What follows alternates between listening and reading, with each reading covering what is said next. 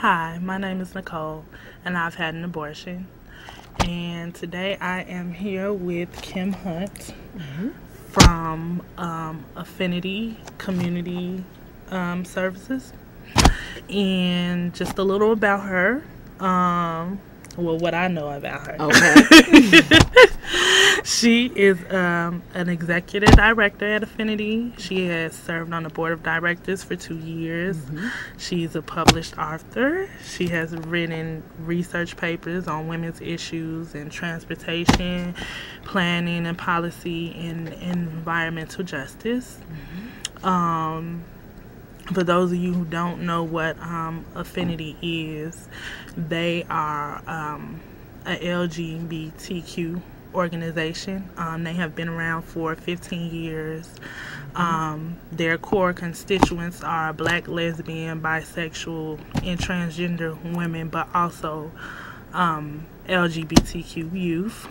And they provide and promote services to meet existing and emerging needs related to health advocacy, education, racism, sexism, and homophobia.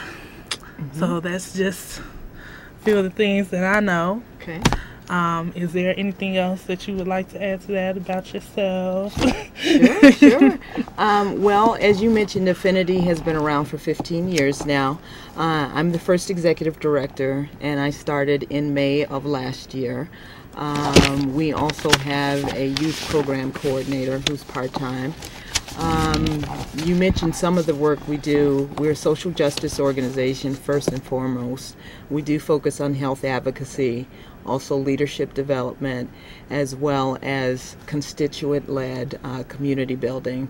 One of our premier programs is our Youth Leadership Institute, and we have two major programs under that. One is the Scholars Program, which is for African American youth age 18 to 24 who identify as lesbian, bisexual, or transgender.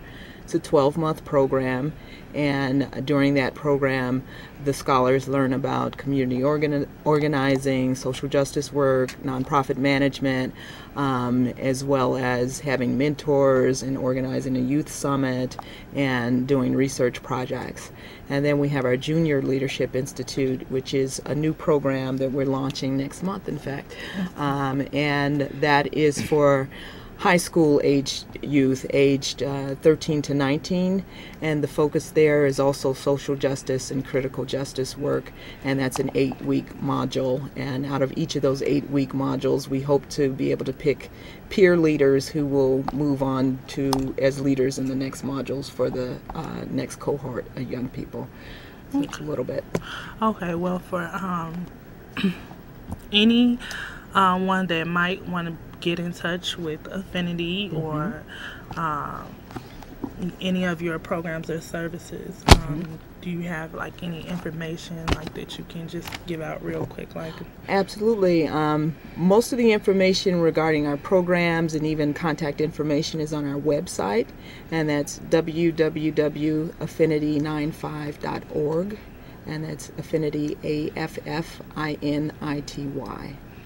Okay, and if you didn't get a chance to jot that down, you can always contact the Chicago Abortion Fund, and we can link you to any services that you might need, any questions you might need answered. So, I know that, a lot of people, they think that abortion is only a heterosexual issue. But you and I know that that's not true, that it's, an issue for all women. But I want to know if you can discuss further for people who assume this, how it affects the LGBTQ community. Sure. First of all, there's the whole issue of solidarity with all women, and the need to address reproductive justice and for women to have options, and that's across the board. But secondly, lesbians and bisexual women have come from lifestyles and heterosexual relationships, and have experienced a continuum of issues related to reproductive justice and reproductive health. And just from that standpoint, it is not a heterosexual issue at all. It's a women's issue. It's a human issue. Exactly. And so I want to know, with abortion and also, being of the LGBTQ community, like, these are both, controversial issues, very stigmatized, especially in the African American community. And I just wanted to ask you, what motivates you to keep doing this work? Why the laugh? It's an interesting question. Well, I'm motivated to do the work because I'm part of the community. One of the phrases that we use for folks who are engaged in this work and in the lifestyle is professional lesbian. And not many people of color get the opportunity to be professional lesbians, in the sense that they get to work on the issues and get paid to do that work that are related to them. But what motivates me to do the work is both I'm living the life, but also I think about the elders in our community and all that they've gone through, just the horrendous treatment that they've experienced in their lifetimes. And then I also think about the young people who we work with and who are even younger, who are in some ways so brave in how they live their lives and in such openness within their schools. But then I know that there are also other young people who don't have those opportunities and who are closeted and live in fear, both in terms of the schools and how they will be treated in the schools, but also in their families. And one of the scarier statistics that I've seen related to youth and homelessness is that 40% of the youth who are homeless in Chicago actually identify as lesbian, bisexual, transgender, or queer questioning, and they have actually been kicked out of their homes by their families because they came out. So those kind of issues are what motivate me to continue to do the work, and motivate the volunteers and the board members and other key individuals at Affinity to continue over these 15 years and beyond, I'm sure.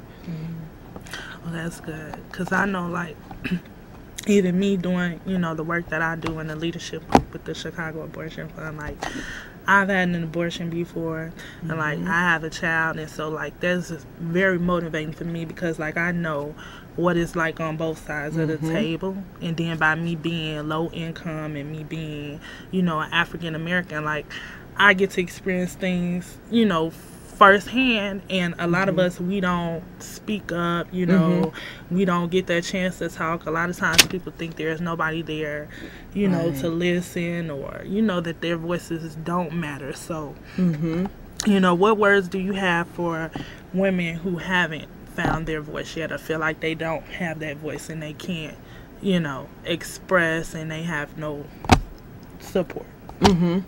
Well, I would say that is the reason that Affinity exists. The notion for Affinity began with the desire for African American, lesbian, and gay men and bisexual individuals to be able to live freely on the south side of Chicago.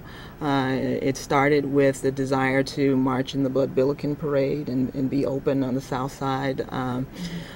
Prior to the founding of Affinity, because there wasn't that visibility that they felt was needed on the south side, so that people understand that the LGBT community is made up of human beings and they aren't scary. And over the years, Affinity